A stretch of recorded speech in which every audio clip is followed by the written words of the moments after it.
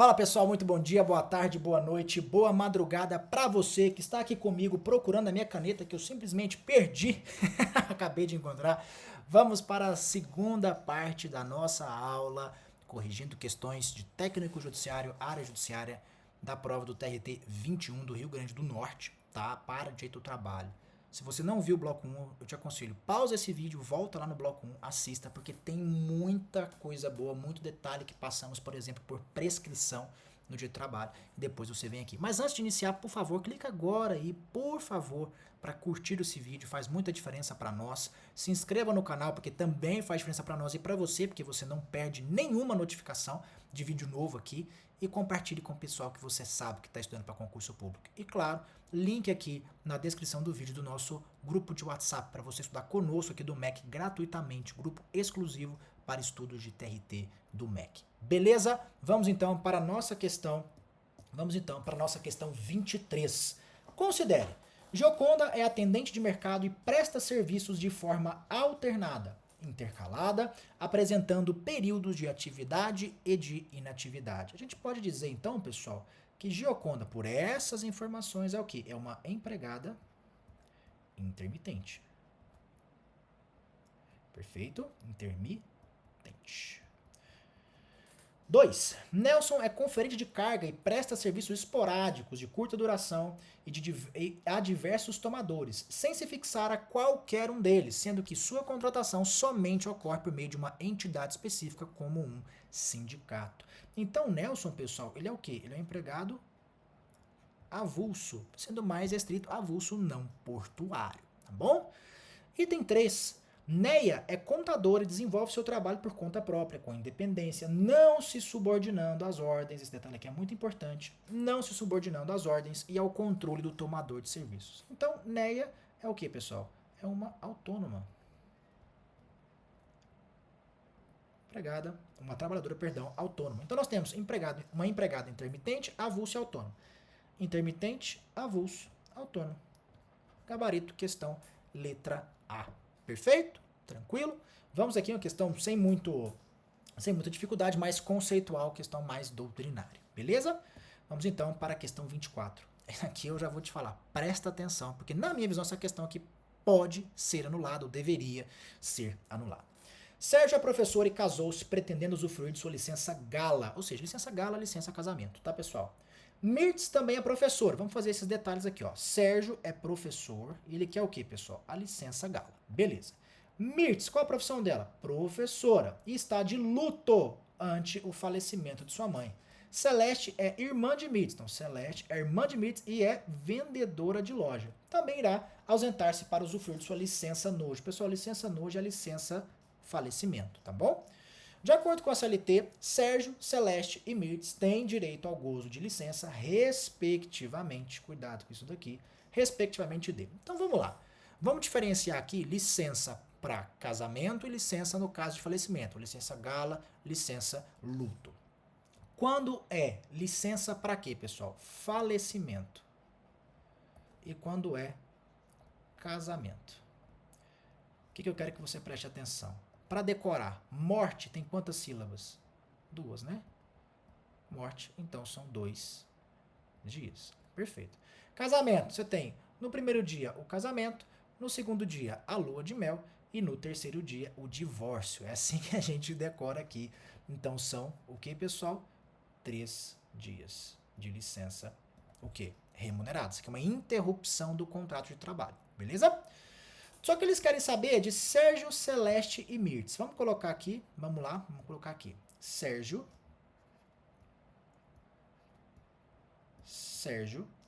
Celeste e Mirtz.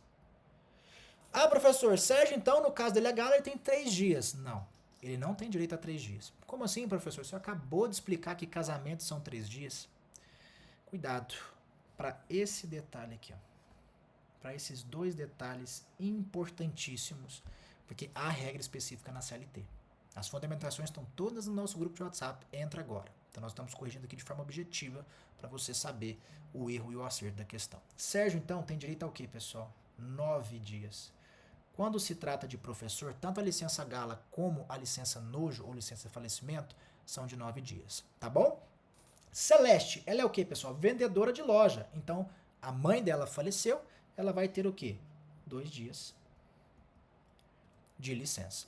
E Mirtz, como ela é professora, 9 dias de licença. Essa é a ordem. Agora, por favor, encontrem para mim qual é a ordem aqui, 929. Tem? Não tem. Eu imagino, a banca deu como gabarito a alternativa B, mas não é, pessoal. Porque se vocês observarem, 992, ó, é 929, porque eles pediram respectivamente. Então aqui, tome cuidado. Para mim, essa questão 24 deve ser anulada, não ter gabarito modificado, porque não há dentre as alternativas uma que se encaixa como gabarito. É isso mesmo. Então, para mim, é uma questão passível de anulação. E só para a gente relembrar, não esquece não, tá? Interrupção,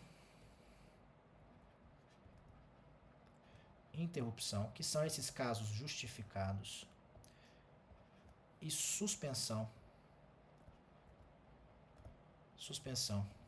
do contrato de trabalho. Por que eu estou te falando isso? Porque a interrupção, ela inclui salário e tempo de serviço. Conta como tempo de serviço. Agora, pessoal, a suspensão, o que acontece? Não é dessa forma. É sem salário. Sem salário. E o que? Sem tempo de serviço. Ou tempo de contribuição. Não esquece não, isso aqui salva muito em prova, tá? Mas muita atenção ao detalhe do professor e da professora. Então, na minha visão, essa questão aqui, ela deve ser anulada. Perfeito? Tranquilo? Vamos então, questão um pouquinho mais complicada aqui, sobre sucessão de empregadores, grupo econômico, vamos lá. Limiere Indústria de Calçados e ABC Posto de Combustíveis são empresas que integram o mesmo grupo econômico. Pretendendo concentrar seus esforços no negócio de produção de calçados, os proprietários e gestores das empresas vendem a ABC para a empresa Movimento Negócios Imobiliários. Então, para não ficar complicado, vamos separar aqui, pessoal. Nós temos a Lumiere Indústria de Calçados e o Posto ABC. Aqui, essas empresas integram o mesmo grupo econômico. Tranquilo? Eles venderam a ABC para qual empresa? Movimento Negócios Imobiliários. Tranquilo. Isso aqui são as informações da questão. Após um ano de venda, presta atenção nisso, após um ano de venda da ABC para Movimento, a Lumiere começou a passar por dificuldades financeiras. Então, essa aqui, vamos colocar aqui, ó. Essa aqui está com dificuldades financeiras, certo? E deixou de pagar diversos direitos trabalhistas de seus empregados. Considerando esse cenário, os trabalhadores que não receberem seus direitos da empregadora Lumiere, conforme a CLT, olha aqui, sempre falo para marcar, conforme a CLT e entendimento pacificado do TST, o que vai acontecer? Vamos lá, o que eu quero que você entenda antes de a gente chegar aqui nesses itens. Essa questão é um pouquinho mais complicada, envolve grupo econômico e sucessão de empregadores. Por quê, pessoal? Essa empresa aqui, vamos lá, a empresa Movimento Negócios Imobiliários, que comprou, nesse caso aqui ela foi vendida, né, a ABC, vendida para... Ela responde pelos débitos? Professor, em tese responde, porque ela é uma sucessora, houve a venda, e nesse caso tem o grupo econômico. Cuidado com esse detalhe que eu falei para você marcar no seu enunciado. Na época da venda, vamos colocar aqui que isso aqui aconteceu, pessoal, tudo em 2020. Exemplo. Em 2020, a Limiere Indústria de Calçados era idônea. Tinha condição de pagamento, porque veja, após um ano da venda, que a Lumiere começou a passar por dificuldades. E de acordo com a OJ, salvo o melhor juízo, 411 da SDI1 do TST, quem compra, ou seja, a Movimento Negócios Imobiliários, ela não responde pela dificuldade financeira, mesmo em tese integrando o grupo econômico. Ela comprou a ABC, então ela entra para aquele grupo econômico. Só que como a época da venda em 2020, a empresa era idônea e era capaz de pagar pelos seus débitos, que foi quando ocorreu a venda, em tese, Movimento Negócios Imobiliários não tem responsabilidade pelos débitos trabalhistas. Isso aqui é uma exceção à regra da sucessão de empregadores. Lembram do artigo 10 da CLT, do 448 e 448A? Esqueça para esse caso aqui. Eu estou falando que essa prova de técnico foi muito boa, o nível foi alto, mais alto, né? Então vamos aos itens. Podem pleitear a responsabilidade solidária da Movimento como sucessora, pois esta adquiriu a ABC, que era empresa integrante do mesmo grupo econômico. Não, pessoal, eles não podem, né? Letra B. Podem pleitear a responsabilização solidária da ABC por ter sido integrante do mesmo grupo econômico. Em tese aqui também não pode, né, pessoal? Não pode, que ocorreu a venda, ocorreu a sucessão de empregadores. Mas nesse caso não se aplica a responsabilidade da sucessão. Letra C. Não podem pleitear a responsabilidade solidária da Movimento, pois o sucessor não responde por débitos trabalhistas de empresa não adquirida, ou seja, a empresa não adquirida. Qual que foi a empresa? Vamos lá, sucessora. MNI, perfeito? Quem foi a empresa não adquirida do grupo? A LC. Então, não responde por débitos trabalhistas de empresa não adquirida, integrante do mesmo grupo econômico, certo? Da empresa sucedida. Essa aqui é a empresa sucedida, a ABC.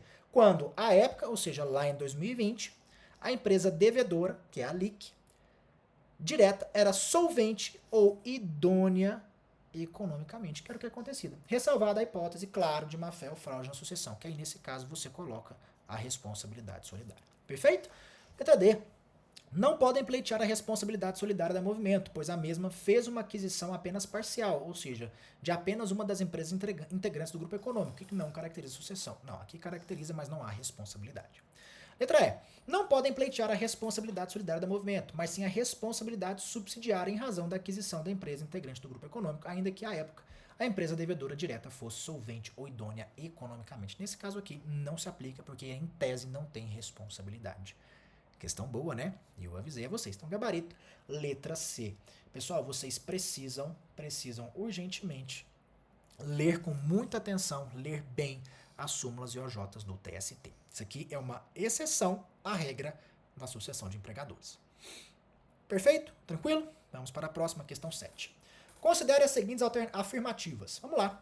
Item 1. Categoria econômica é aquela na qual a solidariedade de interesses econômicos dos que empreendem atividades idênticas, similares ou conexas constitui o seu vínculo social básico. Isso aqui é verdadeiro, pessoal. Cuidado com a diferença entre categoria econômica e categoria profissional. Isso aqui é a categoria dos trabalhadores e aqui a categoria em tese dos empregadores, das empresas, tá? Para decorar, eu sempre penso assim, categoria econômica de empregador, eu penso no grupo econômico.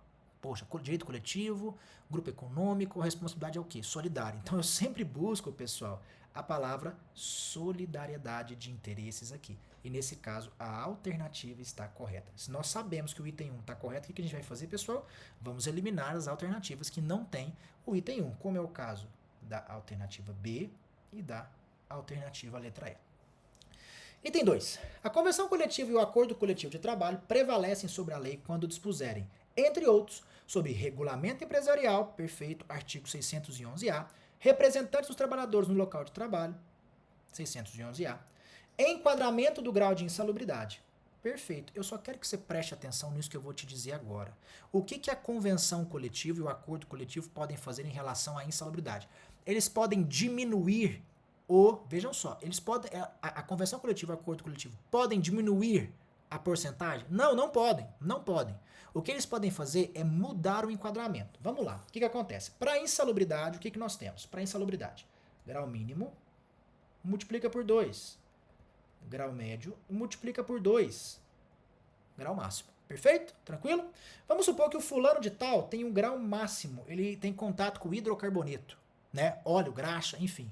Isso pela NR15 dá direito ao recebimento adicional de insalubridade em grau máximo. Só que aí vem um acordo coletivo de trabalho, atenção, que prevalece sempre sobre a convenção coletiva de trabalho, e fala, não, quem tem contato com hidrocarboneto vai passar a ser grau médio, ou seja, vai receber 20%. Isso pode, ou seja, ele está mudando o enquadramento do grau, máximo, médio ou mínimo. Máximo, médio ou mínimo. Ele não está reduzindo o grau, por exemplo, para a exposição, para o grau máximo. Ele não está reduzindo a porcentagem do grau máximo. Ele não está fazendo isso. Continua o máximo 40%. O que vai mudar agora é o enquadramento do grau. Vai para o grau médio, quem tiver contato com o hidrocarboneto. Ou seja, vai passar a receber 20%. O ACT, por exemplo, não pode colocar para o grau, vamos colocar aqui, mínimo, 5%. Isso aqui não pode. Não pode, porque ele está reduzindo a porcentagem do grau. O que a convenção coletiva e o acordo coletivo podem fazer é alterar o enquadramento. Vai deixar de ser grau máximo, vai passar a ser grau médio. Isso aqui pode, em tese, nosso item 2 está verdadeiro. Então, qual não tem o item 2? Todos eles têm. Vamos para o próximo. O prazo da convenção ou acordo coletivo é de 1 ano, vedada a outra atividade. Não, pessoal, são 2 anos, né? Então, o item 3 é falso. Qual que tem o item 3? Aqui tem o item 3, aí os outros dois não tem. Item 4 vai resolver a questão. As condições estabelecidas em acordo coletivo sempre prevalecerão sobre as estipuladas em convenção coletiva de trabalho. Perfeito, pessoal. Nosso item correto é o nosso gabarito. Item correto é a alternativa C. Perfeito? Tranquilo? Isso aqui, muita gente tem medo, né, de marcar algo assim, mas o artigo da CLT diz que sempre vai prevalecer o acordo coletivo. Professor, sem exceção? Pela lei, não. Sempre prevalece o ACT. Perfeito? Questão 27. Essa aqui é a segunda que pode dar problema, né? Vamos lá. Fábio é bombeiro civil e trabalha dentro do aeroporto internacional. Diariamente, ele se desloca 30 minutos para chegar ao seu posto de trabalho, situado no interior do aeroporto, especificamente no setor de combate a incêndio de aeronaves. Ao término de sua jornada, demora mais 30 minutos para deixar o local de trabalho, sempre dentro de uma van fornecida pela empresa. Diante da situação hipotética e de acordo com o entendimento simulado do TST, Fábio. Meu amigo, minha amiga, preste muita atenção a essa questão e o que eu sempre estou batendo na tecla. Destaque a parte de fundamentação da questão. O que eles estão pedindo? De acordo com o quê? Com a lei? Com a jurisprudência? Com os dois? Com a jurisprudência do STF? Enfim, por quê? Vai fazer diferença nisso daqui. O que nós estamos tratando aqui, nós temos duas coisas. Pensa aqui, casa do Fábio, aeroporto e setor de trabalho. Beleza? Aqui, ó, casa, aeroporto ou casa, trabalho. Trabalho, casa. O que se aplicava? Era aquele antigo artigo 58 da CLT e a súmula 90. Súmula 90 foi superada porque hoje não se considera tempo à disposição mais o tempo de trajeto. Casa, trabalho, trabalho, casa. A questão não trata disso. A questão está tratando, veja aqui comigo, da porta do aeroporto, quando entra, até o local de trabalho efetivo. Até o local de trabalho efetivo. São duas coisas. Uma coisa são as horas in itinere, outra coisa são as horas de trajeto interno. Isso daqui está na súmula, anota isso daí, 429 do TST. Só que qual que é o grande problema? Para a doutrina majoritária e pelo próprio TST, isso aqui foi superado pelo artigo 58. Considera tudo como horas in itinere, horas trajeto. Hoje, que segundo as regras da CLT, hoje não são consideradas mais tempo à disposição. Então, em tese, isso aqui tudo, ó, acabou, não considera tempo. Só que o que eu quero que você preste atenção? Nisso daqui. Me responda uma coisa. Você tem data de contrato de trabalho aqui para saber se foi antes ou depois da reforma?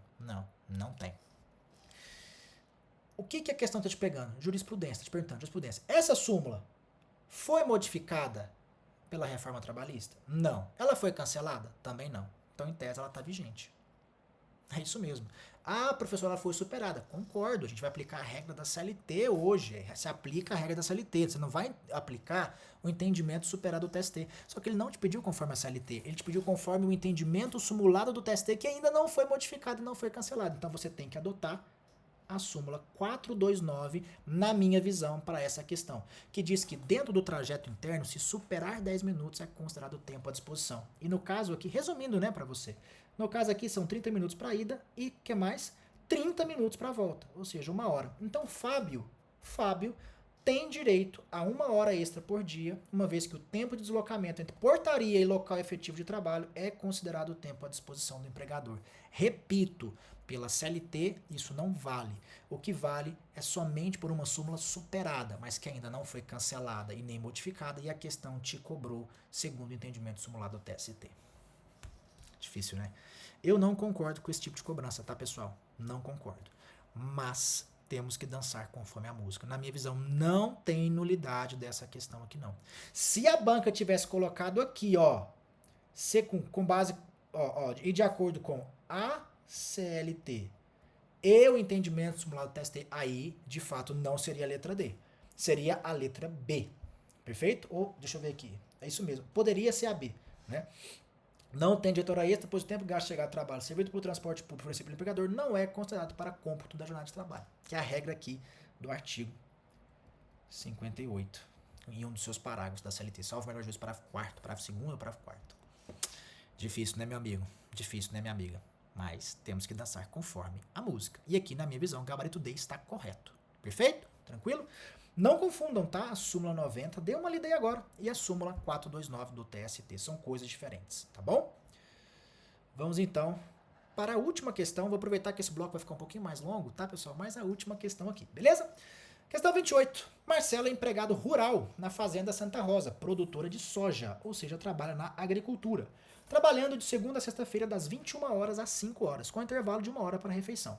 Considerando a situação relatada de acordo com a CLT, beleza?